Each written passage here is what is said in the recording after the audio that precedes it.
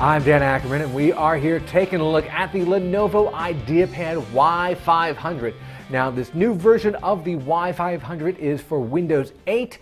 It is also a little bit of a gaming laptop. It has, in this particular configuration, not one but two NVIDIA GeForce 650M graphics cards, which means that it can pretty much play any game out there at either the highest resolution, this is a 15-inch 1080p screen, or the highest detail settings. Some games both. Some games you may have to dial either the resolution or the detail settings down.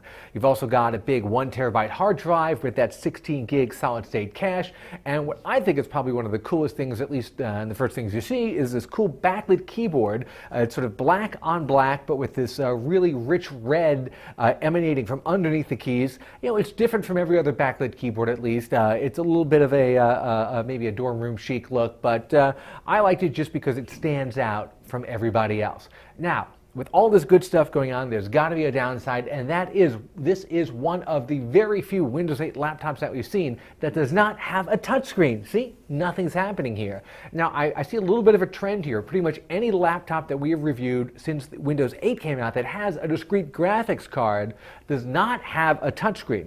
Now, there's no reason why you can't put these two components together, but for some reason, nobody has yet. The first guy to make a really great gaming laptop for Windows 8 that also has a touchscreen, I'm going to be right on board with that. Not because you need the touchscreen for gaming so much, but the rest of the time when you're just in this Windows 8 UI, it really pays to have the touchscreen. Otherwise, it's just difficult to navigate, especially with a touchpad here that's just got a little bit of a floaty feeling, not quite as tight as you'd want it to be. One thing I thought was very cool is that second graphics card is in what Lenovo calls an Ultra Bay, which means you can actually pull it out and replace it with either a second hard drive, a fan, or a optical drive, like a DVD drive or a Blu-ray drive. They have to buy all these other things separately, and they're very proprietary. But the fact that you can swap stuff in and out and maybe have an at-home version and just pull it out and put the fan in for travel so it'll be lighter and use less power and run cooler, I think it's kind of a cool option. We used to see it years ago, not so much now. My final coda about the Y500 is this configuration was originally pitched to me as costing about $1,300.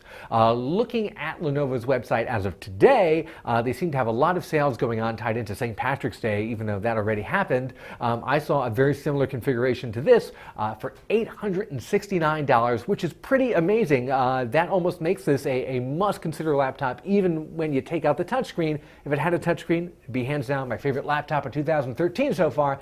As it is, it should definitely be in your strong consider category if you're into mild to moderate to not quite super heavy PC gaming. I'm Dan Ackerman, and that is the Lenovo IdeaPad Y500.